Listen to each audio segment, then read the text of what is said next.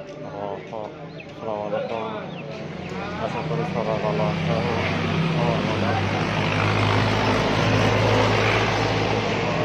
itu saya calahan right ini posisi আপনার video দেখাবো যেখানে সংগঠন আমি পাড়া কাটি নাই তবে পাথর খাওয়া হয়েছে মানে পাথর খাওয়াই করেছিলাম যেখানে আমি পাথর খাওয়াই করছিলাম পাড়া কাটবো যখন পাড়া খাওয়া সেই জায়গায় এনতে যে